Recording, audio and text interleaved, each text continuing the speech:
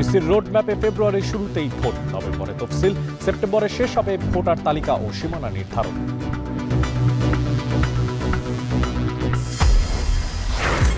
নির্বাচন বিরোধীরা লন্ডন বৈঠক পছন্দ করছে না মন্তব্য মির্জা ফখরুলের। ঐক্যমত্য কমিশনের সাংবিধানিক কাউন্সিলের পক্ষে মত জামায়াত এনসিপির।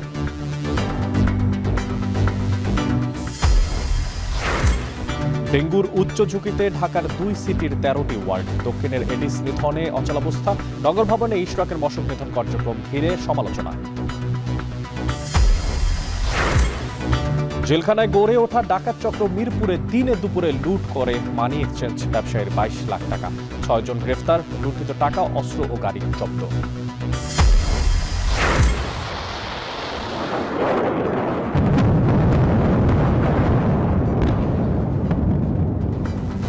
ইরানের পারমাণবিক স্থাপনায় হামলার দাবি ইসরায়েলের। সংঘাত বন্ধে আত্মসমর্পণের শর্ত ট্রাম্পের। খামেনির যুদ্ধ শুরুর ঘোষণা।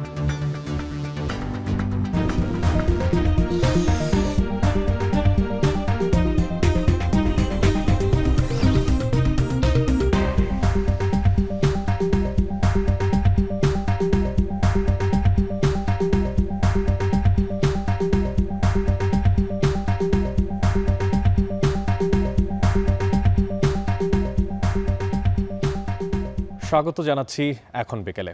পুরো আয়োজনে আপনাদের সঙ্গে আছি আমি মশিউর অনিক। জাতীয় সংসদ নির্বাচনের রোডম্যাপ প্রণয়নের কাজ শুরু করেছে নির্বাচন কমিশন। কমিশনের রোডম্যাপে ফেব্রুয়ারির প্রথম সপ্তাহে ভোট এবং নভেম্বরে তফসিলের সময়সীমা নির্ধারণ করা হচ্ছে। ভোটার তালিকা এবং সীমানা পুনর্নির্ধারণের কাজ আগামী 30 সেপ্টেম্বরের মধ্যে শেষ করতে চায় ইসি। তবে বিশ্লেষকরা শঙ্কা করছেন, সমন্বিত যে নির্বাচন নিরাপত্তা ব্যবস্থা তৈরি তা না করলে ব্যর্থ হতে পারে আগামী নির্বাচন। বিলায়েত হোসেন জানাচ্ছেন বাকিটা। লন্ডনে বিএনপির ভারপ্রাপ্ত চেয়ারম্যান তারেক রহমানের সাথে প্রধান উপদেষ্টার বৈঠকের পর থেকে বদলাতে শুরু করেছে বাংলাদেশের নির্বাচনী হাওয়া। প্রথমে জুন, তারপর এপ্রিল, কিন্তু ডরচেস্টারের বৈঠক আসন্ন জাতীয় সংসদ নির্বাচনকে ফেব্রুয়ারিতে নিয়ে এসে ঠেকিয়েছে। সেই অনুযায়ী প্রস্তুতিও শুরু করে দিয়েছে নির্বাচন কমিশন। ইসি সূত্র বলছে, ফেব্রুয়ারির প্রথম সপ্তাহে ভোট গ্রহণ এবং নভেম্বরে তফসিল ঘোষণার প্রাথমিক সময়সীমা ধরে নিয়ে রোডম্যাপ প্রণয়নের কাজ শুরু হয়ে গেছে। ত্রয়োদশ জাতীয় সংসদ নির্বাচনের কর্মপরিকল্পনা নিয়ে বৃহস্পতিবার কমিশন সভায় বসছে ইসি। সেই সভায় নির্বাচনের চলমান কাজগুলো পর্যালোচনার পর ঠিক করা হবে পরবর্তী কার্যক্রম। কমিশন সূত্র বলছে, আগামী 30 সেপ্টেম্বরের মধ্যে সীমানা পুনর্নির্ধারণের খসড়া প্রকাশ আর সম্পূরক ভোটার তালিকা প্রকাশ করা হবে। একই সময়ের মধ্যে সম্পন্ন করা হবে নির্বাচনী সামগ্রী কেনাকাটার কাজ। চলতি মাসের 22 তারিখের মধ্যে রাজনৈতিক দল নিবন্ধনের আবেদন প্রক্রিয়াও সম্পন্ন করা হবে।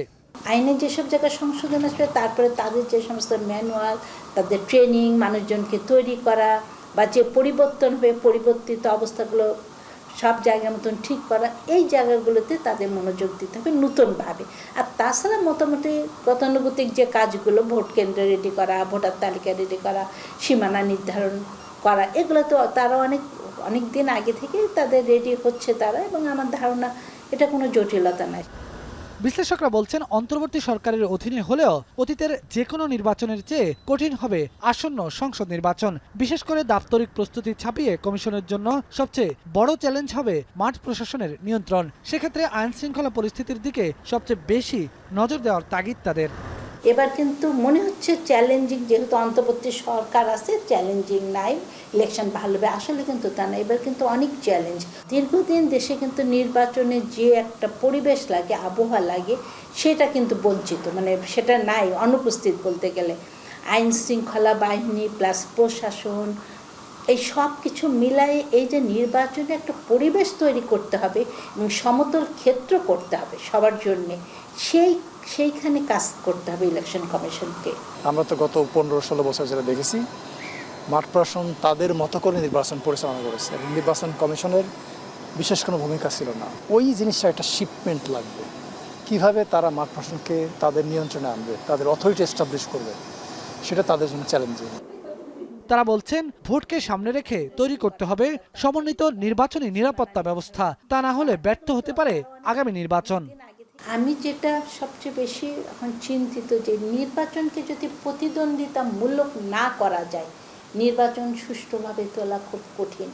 একটা সমন্বিত নির্বাচনের নিরাপত্তা ব্যবস্থা গড়ে তোলা দরকার, এবং এটা শুধু ইলেকশন কমিশন না, আইন শৃঙ্খলা রক্ষাকারী বাহিনী যারা আছে সবার সঙ্গে মিলে একসঙ্গে একটা প্ল্যান করা দরকার, না হলে আমাদের নির্বাচন চ্যালেঞ্জের মুখে পড়ে যাবে এবং এই কাজটা করতে না পারলে ইলেকশন ব্যর্থ হতে পারে।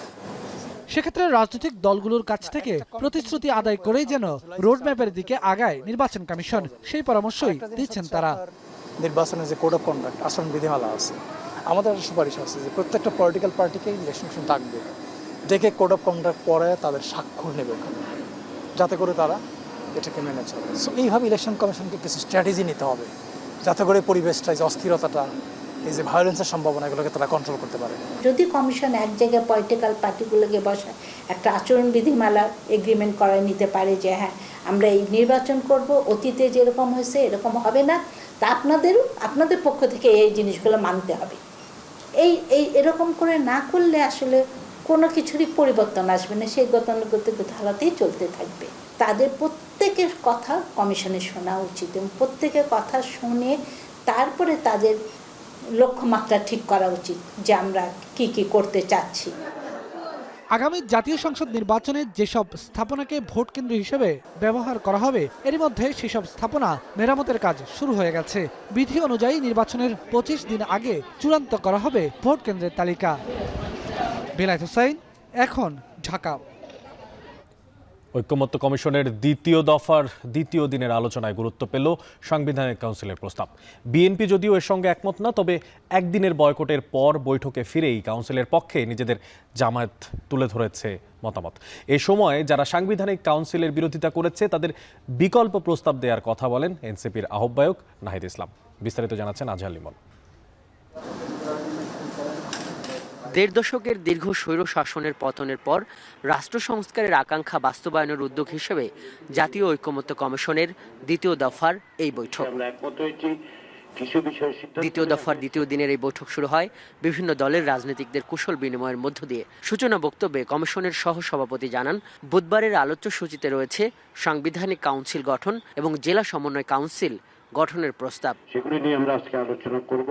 সাংবিধানিক প্রতিষ্ঠানগুলোর স্বাধীন, কার্যকর ও নিরপেক্ষ বিকাশের জন্য এরকম একটি কাউন্সিল গঠনের পক্ষে মত দেয় অধিকাংশ রাজনৈতিক দল। তাদের যুক্তি, সরকার ও বিরোধী দলের সমন্বয়ে গঠিত এরকম একটি কাউন্সিলের মাধ্যমে নির্বাচন কমিশন, প্রতিরক্ষা বাহিনীর প্রধানগণের মতো সাংবিধানিক পদগুলোতে নিয়োগ হলে প্রতিষ্ঠানগুলো আর দলদাসে পরিণত হবে না।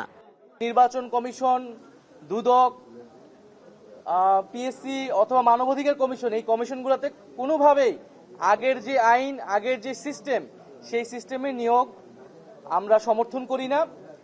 ঐকমত্য কমিশনের পক্ষ থেকে একটা প্রস্তাবনা রয়েছে, আমরা বলেছি যারা বিরোধিতা করছেন তাদের কাছে যদি এর বিকল্প কোনো প্রস্তাবনা থাকে, যে আমাদের কনসার্নটাকে অ্যাড্রেস করতে হবে যে এই কমিশনগুলো যাতে নিউট্রাল থাকে, দলীয়করণ না হয় এবং রাষ্ট্রের সবার আস্থা যাতে এই প্রতিষ্ঠানগুলোর উপর থাকে, যারা নিয়োগপ্রাপ্ত হচ্ছেন তাদের উপরে থাকে, তো সেই বিষয়টা যাতে নিশ্চিত করা হয়। তো সেই আলোচনাটা এখনো চলমান। আগে লিখিত দিয়েছি, এখনো বলছি আমরা এনসিসির পক্ষে এরকম একটি সাংবিধানিক ব্যালেন্স কমিটি থাকা উচিত, প্রতিষ্ঠান থাকা উচিত, যারা সাংবিধানিক এবং বিধিবদ্ধ যে সমস্ত সংস্থা আছে সেগুলার নিয়োগ এবং নিয়ন্ত্রণের ব্যাপারে ভূমিকা পালন করতে হবে। সেখানে প্রধানমন্ত্রী থাকবেন, প্রধান বিরোধী দলীয় নেতা বা নেত্রী যিনি তিনি থাকবেন, আমাদের স্পিকার থাকবে, আপার অ্যান্ড লোয়ার হাউস যদি হয় ডেপুটি স্পিকার থাকবেন। তবে এই প্রস্তাবে সম্মতি দেয়নি বিএনপি। কিছু কিছু দল এই কাউন্সিলে কারা কারা সদস্য হবেন তা নিয়ে ভিন্ন প্রস্তাব দিয়েছেন। আপনি যেটা বলেছেন যে নীতিগতভাবে প্রায় সকল দল একমত পোষণ করেছে এরকম একটা বডি থাকা দরকার এবং কাঠামোগত ব্যাপারে দুই একটা দল আপত্তি দিয়েছে। তা আপনি নিশ্চয়ই আমাদের লিখিত যে জবাবটা আছে এটা নিশ্চয়ই দেখেছেন যে আমরা নীতিগতভাবেই একমত নই। সব মিলিয়ে সংবিধান সংশোধনের প্রস্তাবকে রাষ্ট্র সংস্কারের উল্লেখযোগ্য দিক হিসেবে দেখছে ঐকমত্য কমিশন ও এর পক্ষে থাকা রাজনৈতিক দলগুলো। তারা আশাবাদী শেষমেশ বিরোধিতা করা দলগুলো গণতন্ত্রের স্বার্থে একমত হবেন। তবে যেহেতু বড় দল বিএনপি সহ দু একটি দল এখনো এর বিরুদ্ধে, তাই প্রস্তাবেও ঐকমত্য পৌঁছানো নিয়ে শঙ্কা থেকেই যাচ্ছে। অর্থাৎ আমাদের জুলাই মাসের মধ্যেই। আজহার লিমন, এখন, ঢাকা। রাজধানীর ফরেন সার্ভিস একাডেমিতে সংস্কার ইস্যুতে রাজনৈতিক দলগুলোর সাথে বৈঠকে আরও জানাতে সেখানকার সর্বশেষ খোঁজখবর যুক্ত হচ্ছে সহকর্মী আজহার লিমনের সঙ্গে। লিমন, আপনার মাধ্যমে জানতে চাই যে আসলে সাংবিধানিক সংস্কার বা সাংবিধানিক কাউন্সিলের ব্যাপারে তো কথাবার্তা হয়েছে, তো সেই ব্যাপারে সবশেষ তাদের মধ্যে যেই ঐক্যমতের অগ্রগতি কতটা হয়েছে সেটা জানতে চাই। এছাড়া মতবিরোধের ক্ষেত্রগুলো আপনার মাধ্যমে জানতে চাই। 11:30 থেকে একটা বিরতি নিয়ে এই ঐকমত্য কমিশনের দ্বিতীয় দফার এই দ্বিতীয় দিনের বৈঠকটি চলছিল, কিন্তু কিছুক্ষণ আগে আমরা দেখলাম যে কয়েকজন বাম নেতা, যার মধ্যে সিপিবির রহিন হোসেন প্রিন্স, তারপর 12 দলীয় জোট নামে আরেকটা জোট তৈরি হয়েছে, সেটার একজন মুখপাত্র, ওনার নাম শাহাদাত হোসেন সেলিম, এবং বাসদের একজন নেতা, তারা তড়িঘড়ি করে এখানে বেরিয়ে এলেন এবং গণমাধ্যমের সামনে বেশ একটা উষ্মা প্রকাশ করছিলেন যে তাদের প্রতি বৈষম্য করা হচ্ছিল। আমরা তাদের দিকে গেলাম এবং তাদের কথা শুনতে চাইলাম, তখন আবার তারা বলছে যে দেখেন, আমরা ওই এক ধরনের ভেতরে তারা বৈষম্যের শিকার হয়েছে, এবং তাদের যে ক্ষোভ, যেটা দেখা গেলো যে জামাতে ইসলামের প্রতি তাদের অভিযোগ, জামাতে ইসলামের 3 জন প্রতিনিধিকে এখানে কথা বলার সুযোগ দেওয়া হয়েছে, কিন্তু তাদের সেই অনুপাতে কথা বলার সুযোগ দেওয়া হয়নি, এবং তারা আরও অভিযোগ করলেন যে তাদের নাকি কথা বলার মাঝখানে আবার থামিয়ে দেওয়া হচ্ছে। তো এটা তারা অভিযোগ বলতে বলতে আবার উপরে চলে গেলেন। এর কারণ হলো যে তারা বলছেন যে আমরা যে অভিযোগটা দিয়েছি সেটা আবার ঐকমত্য কমিশন আমলে নিয়েছে, এবং তারা আবার এই বয়কট করার আবার মানে কয়েক মুহূর্ত পরে আবার সেই অনুষ্ঠানটিতে যোগ দিয়েছেন, এবং যেটি এখন বাংলাদেশ টেলিভিশনে প্রচারিত হচ্ছে, দেখছেন যে তারা কিন্তু সেই বৈঠকে আছেন। মূলত এই 11:30 থেকে আজকের এই বৈঠকে মানে মূল আলোচনার বিষয় 3টা ছিল, কিন্তু সেখান থেকে মোটা দাগে বড় করে আসছে এই এনসিসি গঠনের বিষয়টি। এনসিসি গঠনের বিষয়টি হলো যে এই যে সাংবিধানিক যে বিভিন্ন কমিশন আছে, নির্বাচন কমিশন, দুর্নীতি দমন কমিশন, প্রতিরক্ষা বাহিনীর প্রধানগণ, এই ধরনের সাংবিধানিক পদগুলোতে যে আগে একটা দলীয়করণ হয়েছে এই বিগত ফ্যাসিস্ট বা স্বৈরাচার আমলে, সেইখান থেকে যাতে এই সমস্ত দলীয় প্রধান নিরপেক্ষভাবে নির্বাচিত হন, সেই জায়গায় এই আলাদা একটা সাংবিধানিক কাউন্সিল গঠনের কথা কিন্তু এই সংবিধানে যোগ করার একটা প্রস্তাব আছে। এটা ঐকমত্য কমিশনের প্রস্তাব। সেই প্রস্তাবের পক্ষে বিপক্ষে কিন্তু সবাই মত দিচ্ছেন। এখানে আমরা যেটা দেখছি যে বেশিরভাগ দল নীতিগতভাবে একমত, কিছু কিছু তার সংশোধনী দিচ্ছে, কিন্তু বিশেষ করে বিএনপি আর ওই 12 দলীয় জোট, এরকম কয়েকটা দল, বাম 2-1টি দল বাদে মোটামুটি সবাই একমত। কিন্তু যারা একমত তারা আবার আশা করছে যে হয়তো তারা একমত হয়ে যাবেন, তারা এই ধরনের একটা প্রত্যাশা ব্যক্ত করছে। তো অনেকেই ছিল ফরেন সার্ভিস একাডেমি থেকে এই ঐকমত্য কমিশনের আলোচনা আমার কাছে থাকা সবশেষ। ফরেন সার্ভিস একাডেমি থেকে সেখানকার ঐকমত্য কমিশনের যে দ্বিতীয় পর্যায়ের বৈঠক রাজনৈতিক দলগুলোর সঙ্গে, সে বিষয়ে সবশেষ খোঁজখবর রাখছিলেন সহকর্মী আজহার লিমন। দেখছেন এখন বিকাল।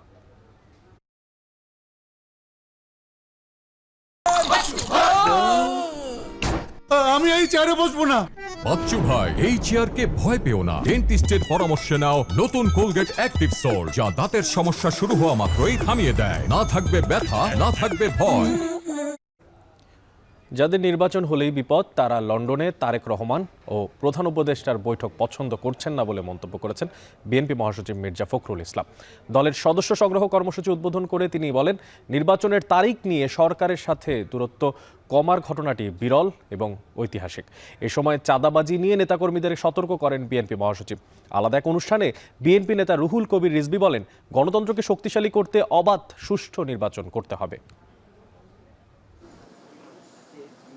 অন্তর্বর্তী সরকার গঠনের পর থেকেই নির্বাচনের দাবি জানিয়ে আসছে বিএনপি। রাজনৈতিক মহলে আলোচনা ছিল ফ্যাসিস্ট আওয়ামী লীগের অনুপস্থিতিতে সুবিধাজনক অবস্থায় বিএনপি, কিন্তু এরপরও নির্বাচনী রোডম্যাপের দাবিতে দলটির সাথে দূরত্ব বাড়তে থাকে সরকারের। অবশেষে বরফ গলে লন্ডনে তারেক রহমান ও প্রধান উপদেষ্টার বৈঠকে। কিন্তু এই বৈঠক এবং যৌথ ব্রিফিংকে সরকারের পক্ষপাতমূলক আচরণ বলে অভিযোগ জানায় জামায়াতে ইসলামী, এনসিপি, গণ অধিকার পরিষদের মতো রাজনৈতিক সংগঠন। বুধবার ঢাকা মহানগর উত্তরের সদস্য সংগ্রহ কার্যক্রমের উদ্বোধনী অনুষ্ঠানে বিএনপি মহাসচিব তাদের উদ্দেশ্য করে বলেন, কারো কারো নির্বাচন হলেই বিপদ, তাই লন্ডন বৈঠক তারা পছন্দ করছে না। নির্বাচনে গুরুত্ব কমে যাবে বলে ঐক্যমত্য কমিশনের বৈঠকে হাজির হয়নি কেউ কেউ। অনেকের পছন্দ হয় নাই, তারপর নির্বাচন হলেই তাদের বিপদ।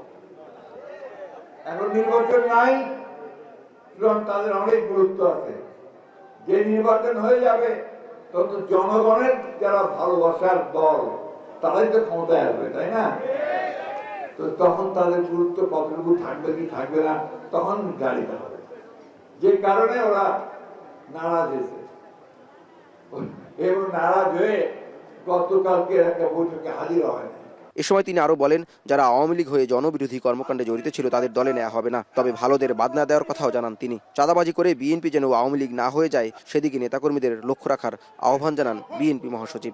ব্যবসা নিয়ে নেবেন, বাড়ি নিয়ে নেবেন, ওকে আপনাকে ভোট দেবে না। ওই জায়গায় তার সঙ্গে আপনাকে ভালোবাসা তৈরি করতে হবে, উইনওভার করতে হবে, তাকে ভালোবেসে তার কাছ থেকে ভোটটাকে নিতে হবে, তাই না? সুতরাং এই বিষয়গুলো কিন্তু আপনার পার হয়ে আজকে এই জায়গায় আমরা এসেছি যে ওই জায়গাটা তৈরি করার জন্য। এদিকে সকালে নরসিংদী জেলা বিএনপির নবগঠিত কমিটির উদ্যোগে সাবেক রাষ্ট্রপতি জিয়াউর রহমানের সমাধিতে শ্রদ্ধা নিবেদন ও দোয়া অনুষ্ঠান শেষে দলের জ্যেষ্ঠ যুগ্ম মহাসচিব অ্যাডভোকেট রুহুল কবির রিজভী বলেন, গণতন্ত্রকে শক্তিশালী করতে অবাধ ও সুষ্ঠু নির্বাচন প্রয়োজন। বিগত 15-16 বছর শেখ হাসিনা অনেক চেষ্টা করেছেন, অনেক প্রলোভন দেখিয়ে কাজ যখন হয়নি তখন নির্যাতনের পথ নিয়ে তিনি এটাকে ভাঙার চেষ্টা করেছিলেন, কিন্তু শেখ হাসিনার প্রত্যেকটা চক্রান্ত ব্যর্থ হয়ে গেছে। আমরা একটি অবাধ সুষ্ঠু নির্বাচনের মধ্য দিয়ে জনগণের নির্বাচিত সরকার গঠিত হবে। সেই ক্ষেত্রে প্রধান উপদেষ্টার যে অঙ্গীকার, তিনি সুস্পষ্ট ভাষায় যে কথাগুলি বলে এসছেন, আমার মনে হয় সেটিরই প্রতিফলন ঘটবে, বাস্তবায়ন হবে। গণতান্ত্রিক বাংলাদেশ বিনির্মাণের প্রচেষ্টা যেন কোনোভাবেই ব্যাহত না হয় সে বিষয়ে নেতাকর্মীদের সজাগ থাকার আহ্বান জানান এই বিএনপি নেতা। জওয়াদ মাহমুদ, এখন, ঢাকা। দেশের অতি গুরুত্বপূর্ণ ব্যক্তিদের নিরাপত্তা দিতে গিয়ে যতটুকু সম্ভব জনভোগান্তি কমাতে এসএসএফকে নির্দেশ দিয়েছেন প্রধান উপদেষ্টা ডক্টর মোহাম্মদ ইউনূস। এসএসএফ এর ৩৯তম বার্ষিকী উপলক্ষে প্রধান উপদেষ্টার ভাষণে তিনি এই নির্দেশনা দেন। প্রধান উপদেষ্টা বলেন, এসএসএফ অন্যান্য বাহিনীর তুলনায় ছোট, কিন্তু তাদের সংবেদনশীলতা অনেক বেশি। বিশেষ করে বিগত ৫ই আগস্ট ২০২৪ তারিখে এই বাহিনীর কিছু যানবাহন এবং সরঞ্জামাদির ক্ষয়ক্ষতি হয়েছিল, যা অল্প সময়ের মধ্যেই কার্যক্রম করা সম্ভব হয়েছে। পাশাপাশি এই বাহিনীর অভিযানিক কার্যক্রম আরও বেগবান ও কার্যকরী করার লক্ষ্যে অত্যাধুনিক অস্ত্র সরঞ্জামাদির ব্যবহার এবং দেশে বিদেশে উন্নত প্রশিক্ষণ গ্রহণের মাধ্যমে প্রতিটি সদস্যের সক্ষমতা বৃদ্ধির প্রক্রিয়া অব্যাহত রয়েছে বলেও জানান তিনি।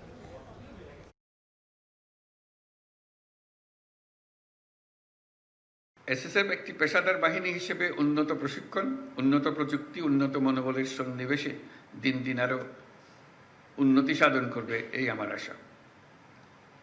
নিরাপত্তার খাতিরে এসএসএফকে বিভিন্ন ধরনের সীমাবদ্ধতা আরোপ করতে হয়, যা অনেক সময় জনভোগান্তির সৃষ্টি করে।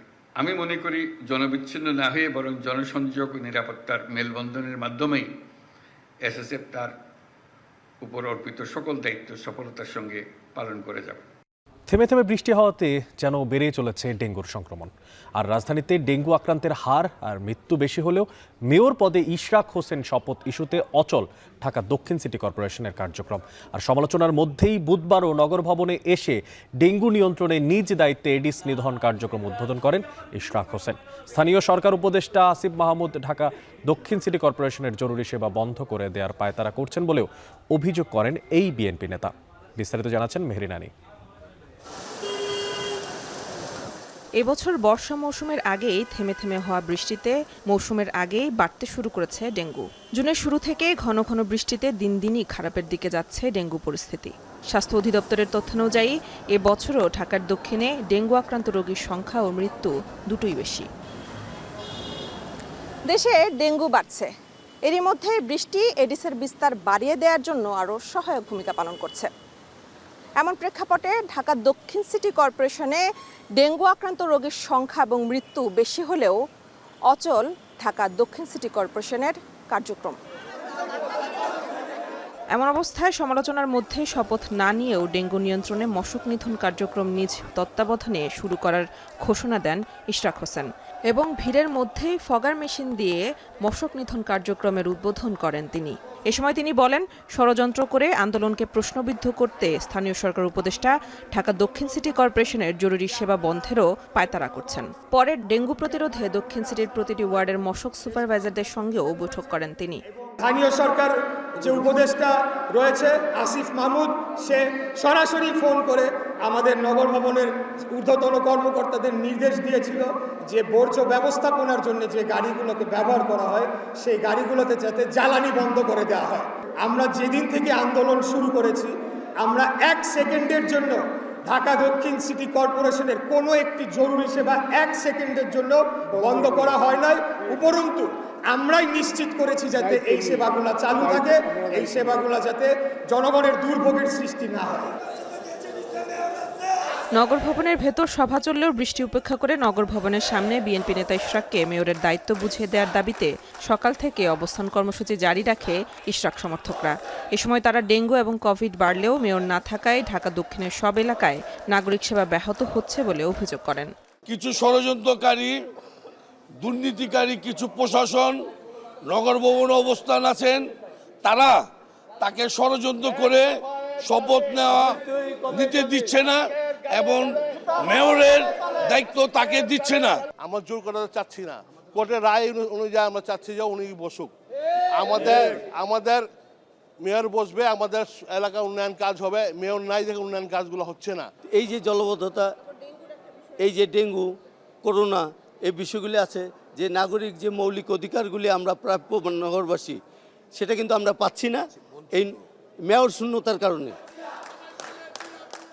উপদেষ্টা আসিফ সহ উপদেষ্টাদের পদত্যাগের দাবি জানিয়ে ইশরাককে মেয়র পদে দায়িত্ব না বুঝে দেয়া পর্যন্ত এই কর্মসূচি চালিয়ে যাওয়ার ঘোষণা দেয় ইশরাক সমর্থকরা। মেহেরিন অ্যানি, এখন, ঢাকা। করোনা সংক্রমণ বাড়তে থাকায় টিকাদান কার্যক্রম শুরু করেছে চট্টগ্রাম সিটি কর্পোরেশনের স্বাস্থ্য বিভাগ। তবে প্রথম দিনে খুব বেশি সাড়া মেলেনি।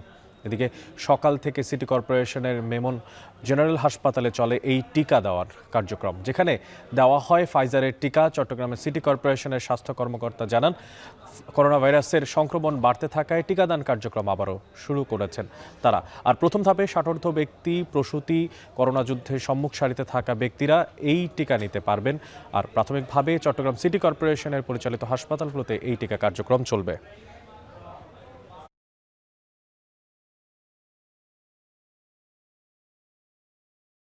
যেহেতু ভাইরাস এর প্রকোপ শুরু হচ্ছে বা সব জায়গায় শুনতেছি, পত্রিকা মারফত জানতেছি, এই জন্য টিকা চিন্তা করলাম যে টিকা দিয়ে দিই। যাদের বয়স 18 বছর হয়ে গেছে তারা নিতে পারবে, আর যাদের অসুস্থতা বেশি, ডায়াবেটিস, হাঁপানি, তারাও নিতে পারবে, গর্ভবতী মারাও নিতে পারবে, আর 60 বছর ঊর্ধ্ব সবাই নিতে পারবে।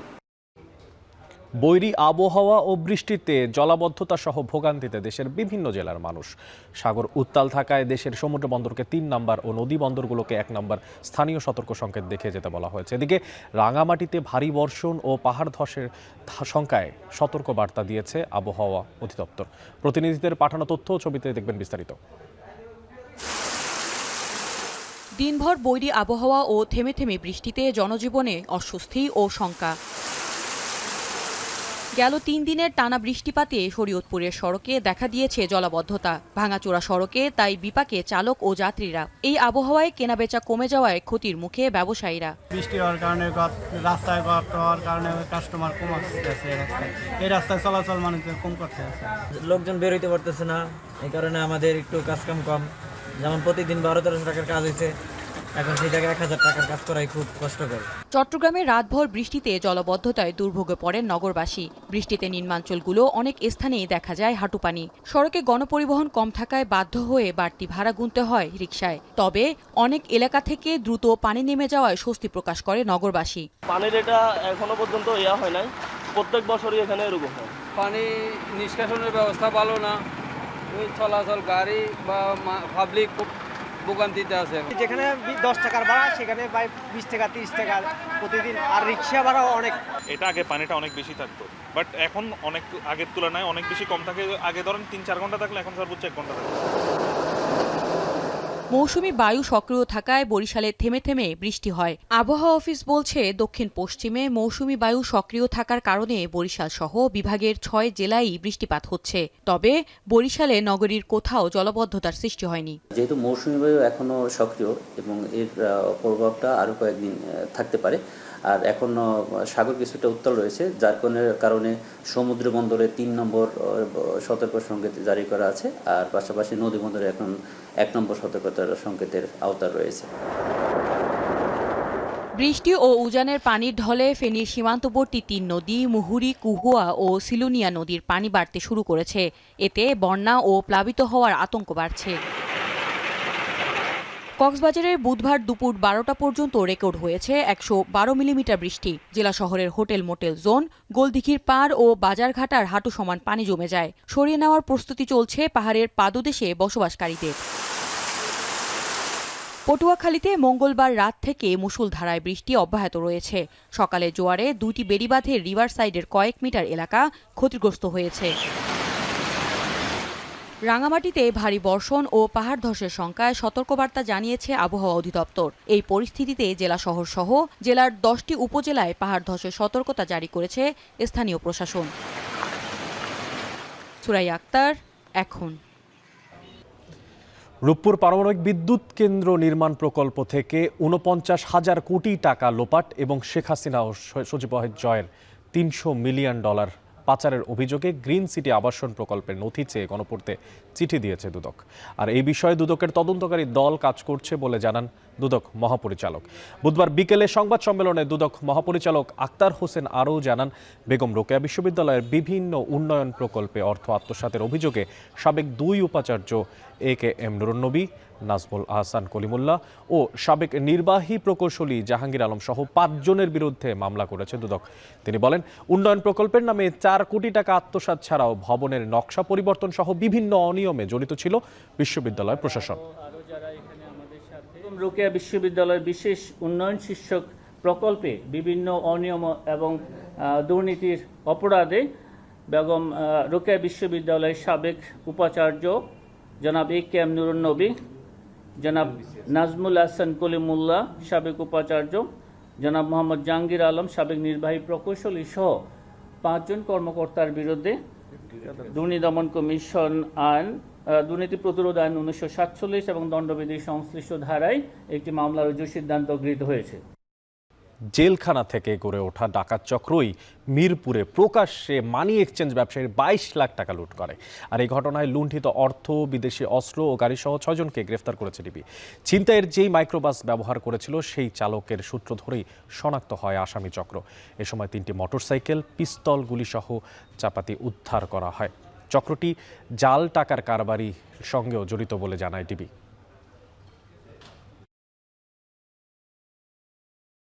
অভিযান পরিচালনা করে মাইক্রোবাসের চালক জাফর, বয়স 33, তাকে গ্রেপ্তার করতে সক্ষম হয়।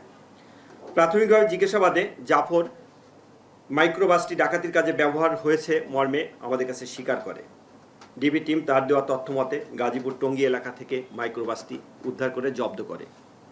এছাড়া তথ্য প্রযুক্তির চূড়ান্ত বিশ্লেষণে প্রাপ্ত তথ্যের ভিত্তিতে ডিবির একাধিক টিম একই সাথে ঢাকা, বরিশাল, পটুয়াখালী, ময়মনসিংহ ও যশোর জেলার বিভিন্ন স্থানে অভিযান পরিচালনা করে ডাকাতির সাথে সরাসরি জড়িত ডাকাত দলের মূল পরিকল্পনাকারী জলিল মোল্লা সহ অপরাপর ডাকাত সদস্য মোস্তাফিজ, পলাশ, দীপু, সোহাগ সহ মোট 6 জনকে গ্রেপ্তার করতে সক্ষম হয়। অন্তর্বর্তী সরকারের দেয়া বাজেট গতানুগতিক ও সংস্কার বিমুখ বলে মনে করেন রাজনৈতিক এবং অর্থনীতিবিদরা। এমনকি অবহেলিত ও তরুণদের জন্য কোনো সুখবর নেই বলে জানান তারা। SGD বাস্তবায়নে নাগরিক প্ল্যাটফর্ম আয়োজিত আলোচনায় বক্তারা বলেন, এবারের বাজেটে বরাদ্দ কমিয়ে করের বোঝা বাড়ানো হয়েছে, আর এতে করে বাজেট নিয়ে আশাভঙ্গ হওয়ার শঙ্কা জেগেছে। রকিবুল রাহাত জানাবেন বাকিটা। দেশে বড় রাজনৈতিক পট পরিবর্তনের পর এবারের বাজেট প্রণয়ন করে অন্তর্বর্তী সরকার। ফলে এই বাজেট নিয়ে তৈরি হয় অর্থনৈতিক রূপান্তরের আকাঙ্ক্ষা। সরকার বাজেট পেশ করার পর থেকেই এবার অবহেলিতরা কি পেল তা নিয়ে চলছে আলোচনা। বুধবার রাজধানীর একটি হোটেলে SDG বাস্তবায়নে নাগরিক প্ল্যাটফর্ম আয়োজিত আলোচনায়ও উঠে আসে প্রাপ্তি অপ্রাপ্তির কথা। আমাদের কথা শুনেন এবং আমাদেরকে নির্ধারণ করে দেন। আলোচনার শুরুতেই বাজেটে অর্থপ্রাপ্তির ফর্দ এবং হতাশার কথা বলেন স্বল্প আয়ের মানুষেরা। শিক্ষকদের শিক্ষা বাজেটের জন্য কোনো কিছু দেয়া হয় না, বরাদ্দটা দেয়া হয় না। আলোচনায় অংশ নেয়া রাজনীতিবিদরা বলেন, বিপুল প্রত্যাশা তৈরি হলেও এই বাজেট অর্থনৈতিক রূপান্তরের জন্য যথেষ্ট নয়। এমনকি বাজেটে জুলাই গণঅভ্যুত্থানে ছাত্র জনতার আশার প্রতিফলন ঘটেনি বলেও মনে করেন তারা। অর্থনৈতিক রূপান্তরের কোনো উদ্যোগ এই বাজেটের মধ্যে আমরা দেখতে পাইনি। সেই সাথে এখানে এই ছাত্র জনতার অভ্যুত্থানের যে আকাঙ্ক্ষাগুলো ছিল, যেই চাওয়াগুলো ছিল, সেই চাওয়াগুলোর প্রতিফলন আমরা দেখতে পাইনি। আমাদের প্রত্যাশা ছিল গণ অভ্যুত্থান পরবর্তী বাংলাদেশে আমরা নতুন নতুন প্রোগ্রাম দেখব, কিভাবে আমাদের যারা ইউথ রয়েছেন ওনাদের জন্য কর্মসংস্থান তৈরি করব। রিফর্মের যে 6টা মানে কমিশন নিয়ে কাজ করা হয়েছে সেখানে খুব ভালো সংবাদ নাই, কারণ রাজনীতিবিদরা আমরা আসল জায়গায় একমত হইতে পারি নাই। বাজেটে কর ব্যবস্থার সংস্কার জরুরি ছিল বলে মন্তব্য করেন অর্থনীতিবিদরা। অনুষ্ঠানের সঞ্চালক এবং সিপিডির সম্মাননীয় ফেলো দেবপ্রিয় ভট্টাচার্য বলেন, জাতির প্রত্যাশার প্রতিফলন ঘটেনি বাজেটে। সংস্কারের যে ধারণা চেতনা আমরা সামনে এনেছিলাম, এই সরকার নিজে আমাদের দিয়ে যে কাজগুলো করিয়েছিল সেগুলোর প্রতি তারা বিশ্বস্ত থাকেনি, অনুরক্ত থাকে নাই, সেহেতু এই বাজেট সংস্কার বিমুখ বাজেট হয়েছে। ম্যাক্রোইকোনমিক ফ্রেমওয়ার্কের যে টার্গেটগুলো যেগুলো বলা হয়েছে, গ্রোথ, ইনফ্লেশন, এমনকি ইনভেস্টমেন্ট প্রজেকশন, প্রাইভেট ইনভেস্টমেন্ট, এগুলো বাস্তবসম্মত না। একটা অগ্রাধিকারের জায়গায় পরিবর্তন হবে, বরাদ্দগুলো আরো বেশি স্বচ্ছতার সঙ্গে আসবে, অ্যাকাউন্টেবিলিটির জায়গাগুলো পরিষ্কার হবে। এগুলো আমরা এই বাজেটের মধ্যে ছাঁচের কোনো পরিবর্তন হয়নি। আলোচনায় উঠে আসে শিক্ষা ও স্বাস্থ্য খাতের বরাদ্দ কর্তন, আয় ব্যয়ের কাঠামোর অনুপস্থিতি ও বাস্তবায়নে স্বচ্ছতার বিষয়ও। তার কাছেই ভাতাটা যাবে। রকিবুল রাহাত, এখন, ঢাকা। এবার আন্তর্জাতিক প্রসঙ্গ। বিস্ফোরণে কাঁপছে তেহরান। ইরানের সেন্ট্রিফিউজ ও অস্ত্র উৎপাদনে আঘাত হানার দাবি করছে ইসরায়েল। তবে সংঘাতেরই 6ষ্ঠ দিনে এসে হামলায় নিহতের সংখ্যা বেড়ে দাঁড়িয়েছে, যেখানে 585 জন। সেখানে যুদ্ধবন্ধে ইরানের নিঃশর্ত আত্মসমর্পণ চান ট্রাম্প। ইসরায়েলের সমর্থনে এরই মধ্যে রণতরীর পর মধ্যপ্রাচ্যে পৌঁছেছে মার্কিন যুদ্ধবিমানের বহর। আর প্রতিক্রিয়ায় যুদ্ধ শুরু বলে সামাজিক মাধ্যম এক্সে মন্তব্য করেছেন খামেনি। বুধবারও ইসরায়েলের আকাশ প্রতিরক্ষাকে ফাঁকি দিয়ে হাইপারসনিক ফাত্তাহ মিসাইল লক্ষ্য আঘাত হেনেছে বলছে তেহরান। বিস্তারিত জানাচ্ছেন নুসরাত কামাল। ইরানের আকাশ পূর্ণ নিয়ন্ত্রণে মার্কিন প্রেসিডেন্ট ডোনাল্ড ট্রাম্পের দাবির মধ্যেই ইসরায়েলের দিকে মঙ্গলবারও রাতভর দফায় দফায় চলে ইরানের ক্ষেপণাস্ত্র হামলা। ইসরায়েলের বিমান হামলায় ব্যবহৃত ঘাঁটি লক্ষ্য করে এসব হামলা দাবি তেহরানের। ইসরায়েলের বিরুদ্ধে অপারেশন ট্রু প্রমিসের 11তম ধাপে বুধবার ভোররাতে আবারও অত্যাধুনিক হাইপারসনিক ফাত্তাহ মিসাইল ছোঁড়ার খবর নিশ্চিত করে ইরানের অভিজাত সশস্ত্র বাহিনী IRGC। শব্দের চেয়েও দ্রুতগতির ক্ষেপণাস্ত্র ফাত্তাহ 1400 কিলোমিটার দূরের লক্ষ্যবস্তুতে আঘাত হানতে সক্ষম। পশ্চিম তীরের আকাশে রাতভর দেখা মেলে ইসরায়েলের দিকে ছুটে যাওয়া ইরানি ক্ষেপণাস্ত্রের। অন্যদিকে ইরান জুড়ে ইসরায়েলের বিমান হামলাও অব্যাহত। তেহরানে দফায় দফায় বিস্ফোরণ। সব মিলিয়ে ইরান ইসরায়েল নজিরবিহীন সংঘাতে টানা 6ষ্ঠ দিনের মতো সাইরেনের আওয়াজ, রাতের আকাশ চিরে মুহুর্মুহু মিসাইলের ছুটে যাওয়া আর নিরস্ত্র মানুষের আতঙ্ক, যুদ্ধের চিরচেনা দৃশ্য। We've struck deep, hitting Iran's nuclear, ballistic and command capabilities. We are aiming at military targets. They are attacking civilian homes. Israel faces threats on many fronts. While we are working to remove threats from Iran, we are still fighting their proxy, Hamas, in Gaza. 6 দিনে ইসরায়েলের তুলনায় ইরানে 5 গুণ বেশি হামলার তথ্য জানিয়েছে যুক্তরাষ্ট্রভিত্তিক পর্যবেক্ষক সংস্থা, যাতে প্রাণ গেছে প্রায় 600 মানুষের। সবশেষ ইরানে কয়েকটি সামরিক স্থাপনা, বিশেষ করে পরমাণু কর্মসূচিতে জরুরি সেন্ট্রিফিউজ উৎপাদন কেন্দ্রে 50টির বেশি বিমান হামলার দাবি করেছে ইসরায়েল। তেহরানে দফায় দফায় বিস্ফোরণ অব্যাহত, বলছে বিভিন্ন আন্তর্জাতিক সংবাদ মাধ্যম। সংঘাত তীব্রতর হতে থাকার মধ্যেই বিমানবাহী রণতরী নিমিৎজের পর এবার মধ্যপ্রাচ্যে আরও বোমারু বিমান মোতায়েন করছে ইসরায়েলের ঘনিষ্ঠতম মিত্র যুক্তরাষ্ট্র। এরই মধ্যে ড্রোন ও ক্ষেপণাস্ত্র গুলি করে ভূপাতিত করতে সক্ষম F-16, F-22 ও F-35 সহ বিভিন্ন যুদ্ধ বিমান মোতায়েন করছে মার্কিন সেনাবাহিনী। যুদ্ধ পরিস্থিতি জটিল হতে থাকার মধ্যেই ইরানের নিঃশর্ত আত্মসমর্পণ দাবি করেছেন মার্কিন প্রেসিডেন্ট। জানিয়েছেন সর্বোচ্চ ধর্মীয় নেতা আয়াতুল্লাহ আলী খামেনিকে আপাতত হত্যার পরিকল্পনা না থাকলেও ভাবছেন ইরানি পারমাণবিক কেন্দ্রে ইসরায়েলি হামলায় যোগ দেওয়ার কথা। ইসরায়েলি দাবি খারিজ করে ইরান পারমাণবিক অস্ত্র তৈরি করছে না বলে মার্কিন গোয়েন্দা প্রধান তুলসী গ্যাবার্ড জানালেও সেটি মানতে নারাজ ট্রাম্প। বিশ্লেষকরা বলছেন তার কারণেই দিন দিন আরও জটিল হয়ে উঠছে ইরান যুদ্ধ পরিস্থিতি। Right now we are most likely the hours before a major escalation, rather de-escalation. What Trump has been signaling, tweeting today does not seem to suggest that he has any plans to actually give diplomacy a real chance. He's calling for surrender. I think he is likely miscalculating, thinking that the Iranians believe that surrender actually is an option. যুক্তরাষ্ট্রের সম্ভাব্য হামলার হুমকির প্রতিক্রিয়ায় যুদ্ধ শুরু বলে মন্তব্য করেছেন খামেনি। সামাজিক যোগাযোগ মাধ্যম এক্সে হুঁশিয়ারি দিয়ে বলেন, ক্ষমা করা হবে না ইহুদিবাদী শাসক গোষ্ঠী ও তাদের মদতদাতাদের, দেয়া হবে কঠোর জবাব। এ অবস্থায় ইরানের সামরিক অভিযানে যুক্তরাষ্ট্রের অংশগ্রহণ ঠেকাতে প্রেসিডেন্টের বিপরীতে সাংবিধানিক ব্যবস্থা নেওয়ার তোড়জোড় চালাচ্ছেন ডেমোক্র্যাট সিনেটর বার্নি স্যান্ডার্স সহ মার্কিন আইন প্রণেতারা। অন্যদিকে যুদ্ধ পরিস্থিতিতে নিরাপত্তাহীনতায় বুধবার থেকে শুক্রবার মার্কিন দূতাবাস বন্ধ জেরুজালেমে। অন্যদিকে পরিস্থিতি পর্যবেক্ষণ করার কথা জানিয়েছে লেবাননের সশস্ত্র রাজনৈতিক ও ইরানের ছায়া সংগঠন হিজবুল্লাহ। নুজহাত কামাল, এখন বিশ্ব। শেষ করছি এখন বিকেল, তবে তার আগে শিরোনামগুলো জানিয়ে দিচ্ছি আরও একবার। ইসির রোডম্যাপে ফেব্রুয়ারির শুরুতেই ভোট, নভেম্বরে তফসিল, সেপ্টেম্বরের শেষ হবে ভোটের তালিকা ও সীমানা নির্ধারণ।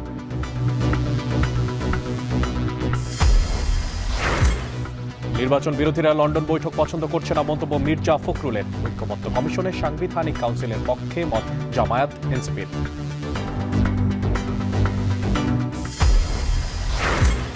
ডেঙ্গুর উচ্চ ঝুঁকিতে ঢাকার 2 সিটির 13টি ওয়ার্ড।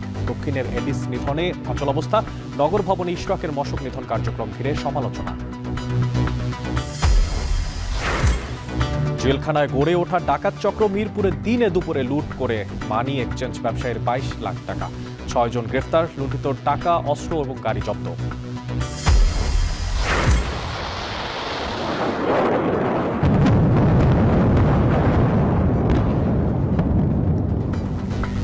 এবং ইরানের পারমাণবিক স্থাপনায় হামলার দাবি ইসরায়েলের, সংঘাত বন্ধে আত্মসমর্পণের শর্ত ট্রাম্পের, খামেনির যুদ্ধ শুরুর ঘোষণা।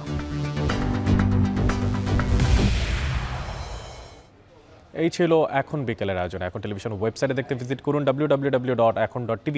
এছাড়া এখন টেলিভিশন ফেসবুকে দেখতে ভিজিট করুন facebook.com/tv.ekon এবং ইউটিউবে এখন টেলিভিশন দেখতে ভিজিট করুন youtube.com/c/ekontv।